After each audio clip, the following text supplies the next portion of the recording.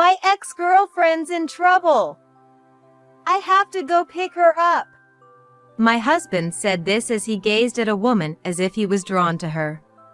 I was astonished and dumbfounded by his sudden outburst. It happened on our wedding day, as we were driving to the venue. He slammed on the brakes and stopped, seeming to watch the situation for a while.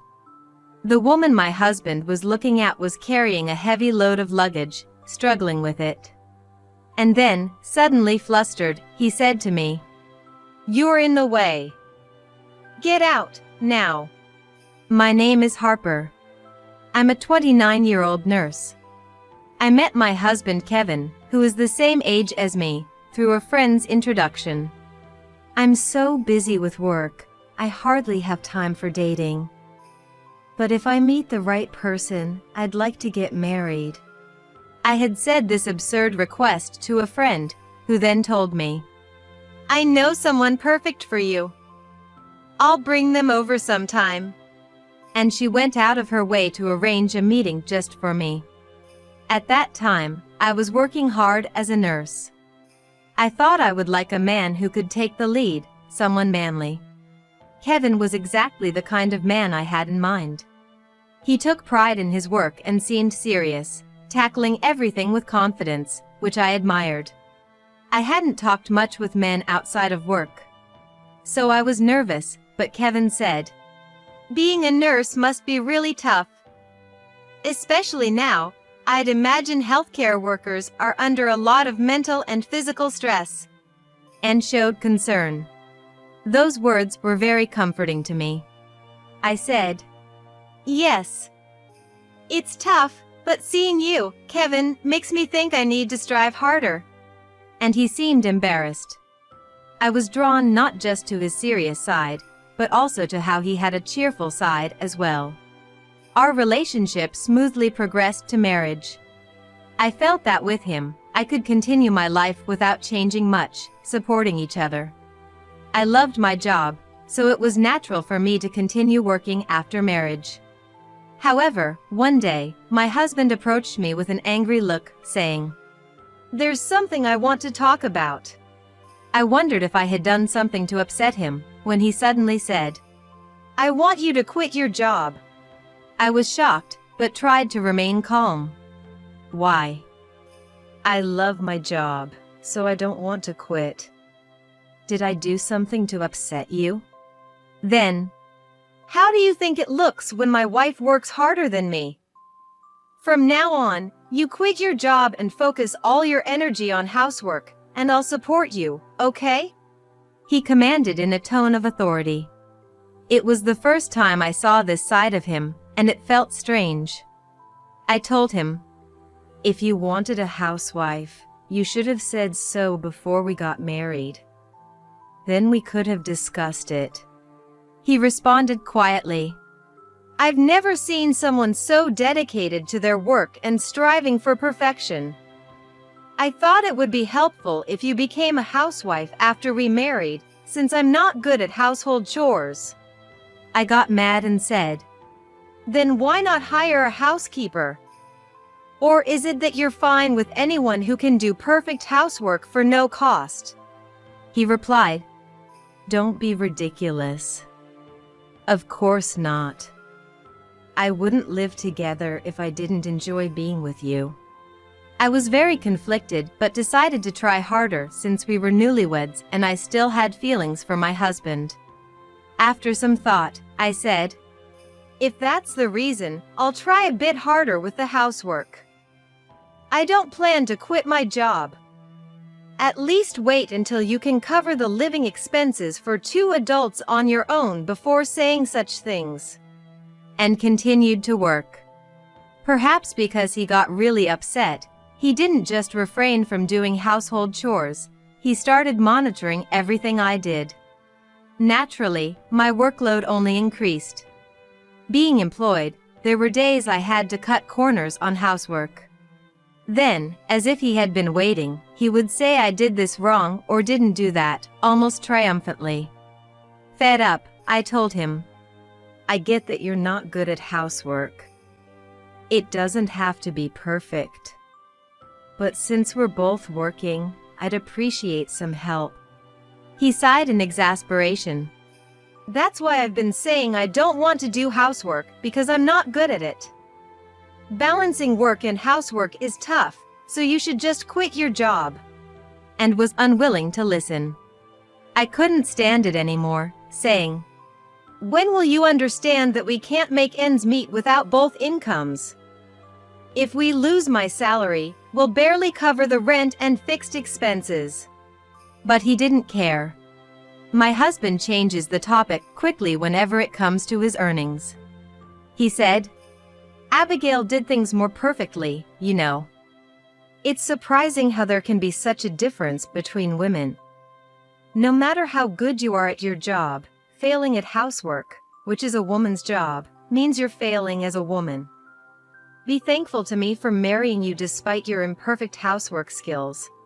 Abigail was the girlfriend my husband had before me. Being compared to an ex-girlfriend after getting married made me angry, but part of me thought there was some truth to his words. Even if I'm somewhat respected at work, as a woman, I lacked appeal. Not just because I was married, but I was aware of my lack of femininity. I knew this about myself, but hearing it from my husband made me even more determined to prove him wrong. However, the reality is we couldn't live on my husband's earnings alone. So, I continued working while becoming more efficient at housework. My husband always looked for chores I hadn't done, but eventually, he had nothing to say because I did everything perfectly. Only then did peace return to our home. One day, we had a dinner planned with both our parents. My mom asked about the wedding, and I spoke enthusiastically about my dreams. "I've been saving up because I always wanted to have a ceremony. I want it to be a glamorous event that everyone enjoys." My suggestion received claps of agreement from my mom and my mother-in-law, Avis, but my husband said, "Do we really need to go all out? Plus, the guests don't care about what we like. They think it's a hassle, worried about the gift money, but go anyway to avoid being called uncaring or bad at maintaining relationships. They just go because they have to. No one is moved by seeing someone else's happiness anyway. Aren't you watching too much drama?" Laughing, he completely dismissed my idea. I had never once thought like my husband at any wedding I attended, so I was angry, thinking such people shouldn't bother attending. My husband went further, saying, "Besides, if you have that much saved up, I'd like a piece of it as a reward for sweating it out all day at work. Yeah, I want a motorcycle. Let's save on the wedding and honeymoon and buy my bike instead." And that's what he did, moving forward with the plan to save as much money as possible to buy his bike. Glancing at my parents, I saw their faces tense. It looked like they were holding back what they wanted to say. That's when the in-laws spoke up. "Kevin, enough is enough. Dismissing your wife's wishes and only thinking about yourself. How can you think of using the money Harper saved for the wedding on a motorcycle just for you?" They were angry. My father-in-law, Lanny, added, "People have different views on weddings, so it's natural for you and Harper to have a difference in opinion. But to outright deny her and then insult her, only wanting the money. Do you realize how ugly that makes you? If you continue like this, you'll be divorced before you even get married." And scolded him. I told my husband, "I've never once been to a wedding where I didn't feel moved or enjoy myself. When I see a happy bride, I naturally tear up, thinking how the groom must cherish his wife, thanking them for the ceremony. Some friends even planned events to ensure the guests enjoyed themselves, and it was truly fun. But you think differently, and that's okay. How about we save on the wedding and spend more on the honeymoon instead?" The in-laws scolding him made me happy, but no matter how much they reprimand him, it means nothing if he's not willing to change. I was ready to compromise and have the wedding his way, when he said, No, it's fine. I'll grant all your wishes. If you liked the weddings you've been to so much, why don't we make it even better than those? He suddenly became serious. My husband doesn't like being compared to others. And being told by his parents that we might end up divorced seemed to have made him reflect. Our parents looked relieved and advised. It'll be busy, but try to talk as much as possible. It's wrong to force only one's opinion, but it's also wrong to stay silent. Make sure to express your feelings to each other. Seeing the way her son was behaving, Avis seemed to imply that she knew he would come around. Way to go, Kevin. I knew if we just talked to you, you'd understand. Look, Harper, how about this cute dress? It suits you so well, she suggested with a smile while flipping through a magazine. Harper, please don't hesitate to say anything. If money is an issue, we can figure something out, she even offered. Feeling it was too much, I mentioned we would manage within our means, but I was touched by how much the in-laws were looking forward to the wedding. My in-laws had always treated me like their own daughter since we started dating. If Kevin ever does anything terrible to you, let us know right away, they continued to say. From there, we were able to smoothly proceed with the wedding preparations. My husband became enthusiastic, saying, "We're going to make this a ceremony no one has ever done before." He began researching in books and online, becoming more proactive in making suggestions than I was. Looking at other people's weddings, Kevin said, "This is nice." Seeing him smile naturally made me feel the beauty of weddings was getting through to him, and I felt reassured. We both like to delve into things until we are satisfied. Meetings with the wedding planner often made the day fly by. Despite being busy, discussions with my husband were peaceful, and those days felt enjoyable. Finally, the day of the wedding arrived. It was a scorching summer day, but the weather was clear, so I felt relieved we could have the ceremony without any issues. My husband was eager too, and we got up early, fully prepared and left. He was driving us to the venue. We would arrive with time to spare if we drove as usual. That's what I was thinking, looking forward to it, when he suddenly hit the brakes. I asked, "What? What happened?" Startled. There was no apparent danger, and I couldn't understand why he had stopped so abruptly. Then he said, "I'll pull over for a bit." And he pulled the car over. Suddenly, he said, "Yeah, I thought so. Abigail is there," and stared at a woman walking on the sidewalk for a while. I was shocked and dumbfounded by his sudden outburst. It seemed Abigail was struggling with heavy luggage, occasionally stopping to rest. From my husband's reaction, I wondered if he was considering helping her because she seemed to be having a hard time. Though I felt complex emotions watching him stare, I was relieved when he started driving again. Honestly, I felt he might still have feelings for his ex-girlfriend since he always compared me to her. My husband compares everything I do to his ex-girlfriend and complains that I'm not good enough. I was worried such a thing wouldn't happen on our wedding day, but it turned out to be an unfounded fear. However, once we lost sight of Abigail after several failed attempts to see her, he pulled the car over again, looked at me, and smiled. "You're in the way, so get out of the car." I was so shocked, I went blank. "What? Why? She didn't even ask you to give her a ride, and you're going to go talk to her? You know it's our wedding day today, don't you?" I asked, but he said, "It's too much for her to carry all that luggage. Just listen to me," and forcefully dragged me out of the car. "You'd better not follow me," he said, and drove off alone. After that, I was too stunned to think and just stood there. I couldn't catch up to the car even if I returned now, and I couldn't call him because my wallet and phone was in the car.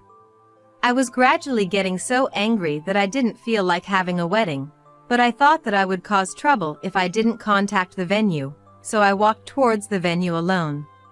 Even if Kevin didn't show up, I thought I could explain that my valuables were left in the car and the in-laws would help bring them back. Thinking about what to do next, I arrived sooner than expected.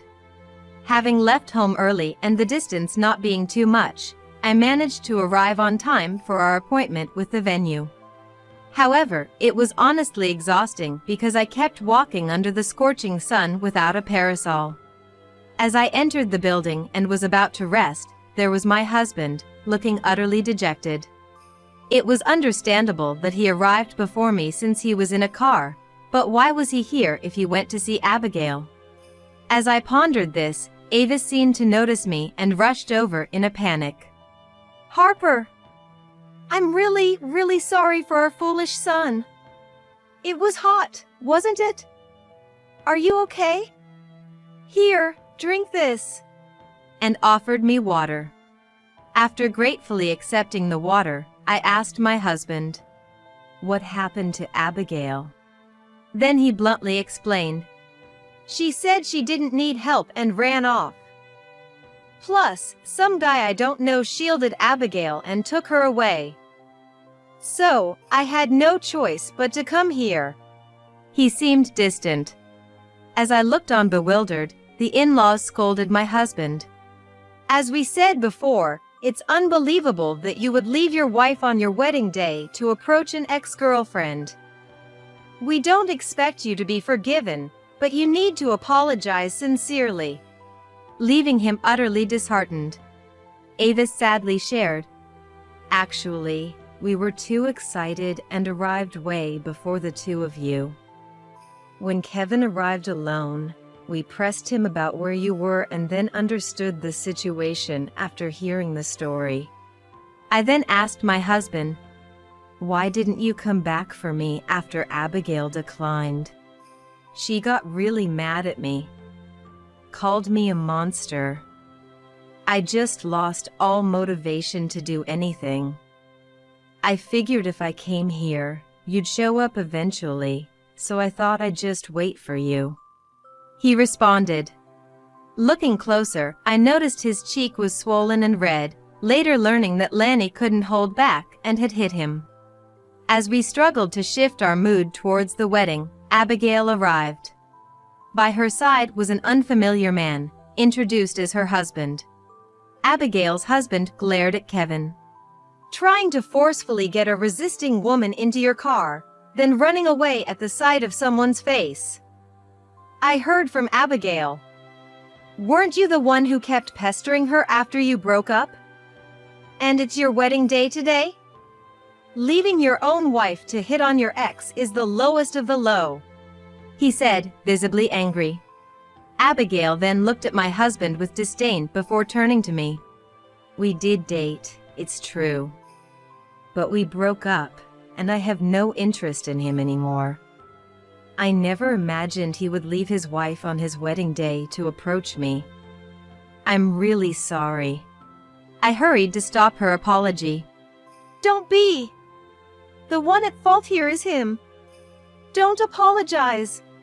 Relieved by my words, Abigail let out a sigh. My husband, losing his target for anger, glared at me, tears spilling from his eyes. "If you had just stopped me, this wouldn't have happened. You should have stopped me. Don't you feel any pain seeing me blamed like this?" Disgusted, I was about to retort that he should take responsibility when Abigail and her husband began berating him. Abigail firmly stated, "Enough is enough. I kept quiet because the nuisance was only towards me, but now you've bothered not just your wife but also my dear husband. I won't let this go easily."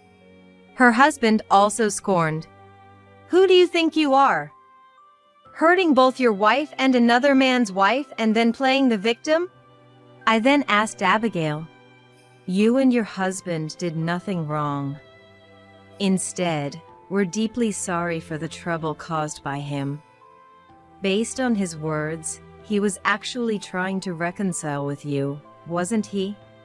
She sighed deeply. Actually, our home and Kevin's family home are quite close. He's ambushed me pretending it was coincidence multiple times, demanding reconciliation. I've always rejected him clearly but quietly, fearing his quick temper. I kept it from my husband, but I regret not telling him sooner. Before nodding, her husband added, I understand why my wife couldn't tell me before. Seeing how unreasonable he is, arguing wouldn't have made a difference. I don't blame her. I felt they were a wonderfully considerate couple, and even thought they were strangers. I was glad that Abigail found such a good person to marry. I desperately apologized to Abigail. It's okay, if anything, we're the ones who should be sorry. Even when you said you were busy with work, he was imposing on you. I'm truly, deeply sorry. Then, to Kevin, who still looked unconvinced, I yelled, You should apologize too.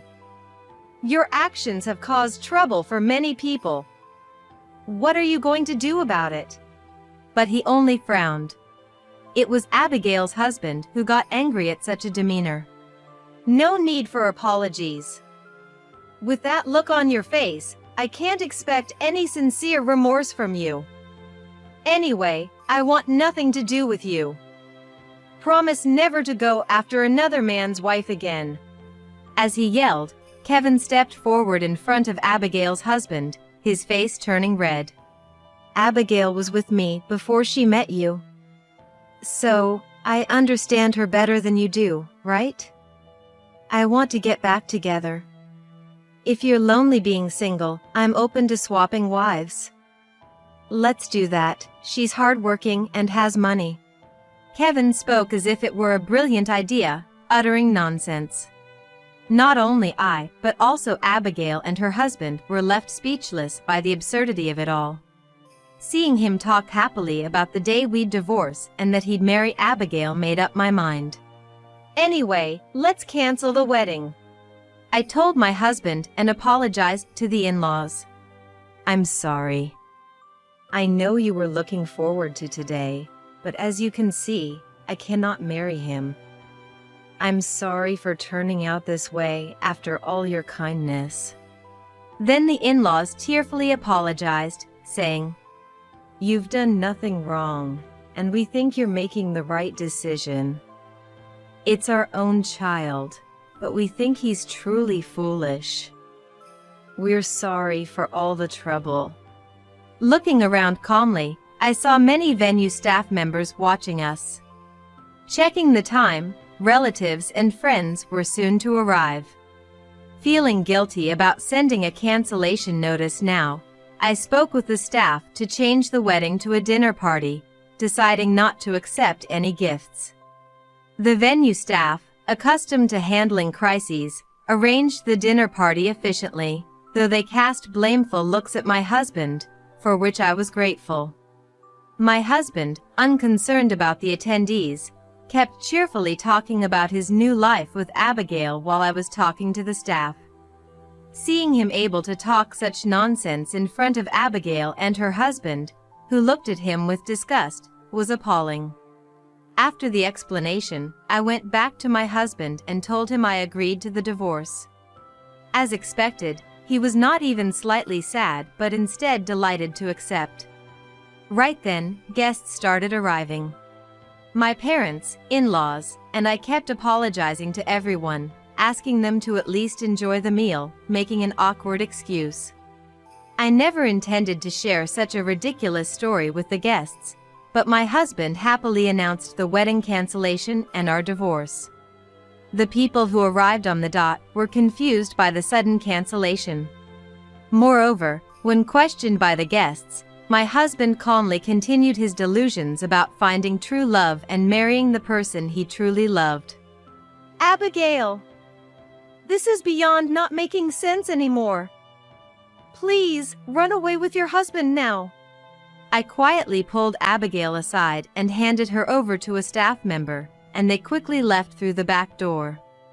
Just when I thought things would calm down, my husband, noticing Abigail's absence, flew into a rage. Seeing them walking outside the window, he started chasing after them in a panic. Abigail, wait. Come home with me, not with that guy. Enough. What's wrong with you? Stay away from Abigail and get lost. My husband was easily stopped by Abigail's husband as he dashed out of the venue. Then my dad and Lanny caught up and restrained him, dragging him back inside the venue. I followed, apologizing to Abigail and her husband repeatedly as I saw them off. The attendees, having witnessed the whole sequence, were thoroughly dismayed, leaving the venue telling my husband he was the worst. While feeling sorry, there was a part of me that felt it couldn't be helped since my husband's rampage was unstoppable. In the end, only my friends, my parents, and the in-laws remained, showing concern for me and helping me regain some peace. After the cleanup was done in the heavy atmosphere, my husband again said, "Now that the cleanup is done, it's all good, right? Then, I'm going back to Abigail's house." Saying that, he tried to leave the venue, so the in-laws, in tears, forcibly put him in a car and took him home. A few days later, with the in-laws present, I had my husband sign the divorce papers, and we officially divorced. His belongings at home were either carried out by the in-laws or sent via mail. It was a hectic time, but it finally ended. One day, I went to a town in the suburbs to refresh and coincidentally met Abigail and her husband at a shopping mall. I was worried about how they were doing after everything, so when I asked, they shared their updates.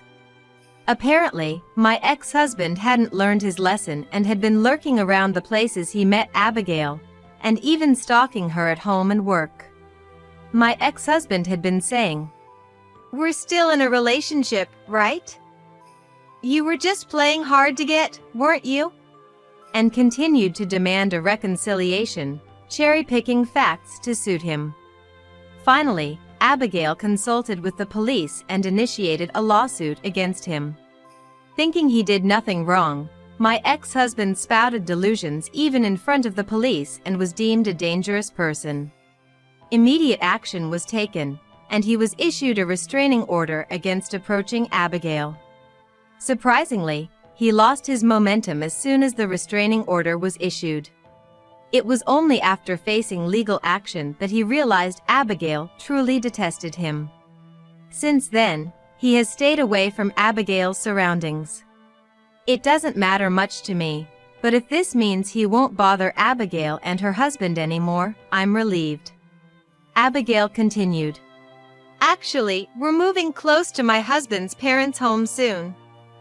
We came today to buy cleaning supplies for the move. Harper, please take care of yourself too." As I apologized and saw them off, they left with smiles. Watching their backs, I silently wished them happiness. This resolved the issue. The moment I thought to delete my ex-husband's contact, he called me. I had kept his contact for property distribution matters, but never expected him to call. I truly didn't want to answer. But I had just met Abigail and her husband. So I answered, slightly anxious. "Can we just forget about the divorce? Living alone made me realize how important you are to me. Let's try living together again, cooperatively," he began to say. After pondering his words for a good dozen seconds, I calmly replied, "You must be joking. We're strangers now. No matter what you say, I have no intention of remarrying you. Please, don't contact me ever again." Then I hung up, setting his number to auto-reject after he kept calling back. He continued to make a fuss on the other end of the phone, but now I was completely free of him. He tried calling from different numbers for a while, but as I continued to ignore them and changed my phone and number, I finally found peace. Since the house was sold, there was no issue even if he showed up unannounced, and there was no way for him to contact me. Abigail and her husband had already moved, and if he showed up at my parents' home, they would be furious and chase him away. The in-laws, having given up on my ex-husband after this incident, decided to sell the house. This house is close to Abigail's parents' house, so we decided to sell it now. Seeing Avis and Lanny tear up was hard, but I wished for them to live happily, far from my ex-husband. Without a home to return to, Kevin must be wandering alone now. Without knowing each other's whereabouts, and having caused a scene at the wedding, he was isolated by rumors among friends and at work. A friend who worked at the same company said his ostracization at work was severe. Truly a case of reaping what one sows. I hope he genuinely reflects on his actions. As for me, I started a new life from scratch in a new place. I had an opportunity and transferred to a new hospital. My current workplace allows for a balanced work life, enabling me to juggle household chores and work. I'm happy to engage in fulfilling work in a new environment, where I'm also building good relationships. Although divorced, I'm far happier than when I was living with my ex-husband. I've rediscovered my love for my job. I hope for continued peaceful days.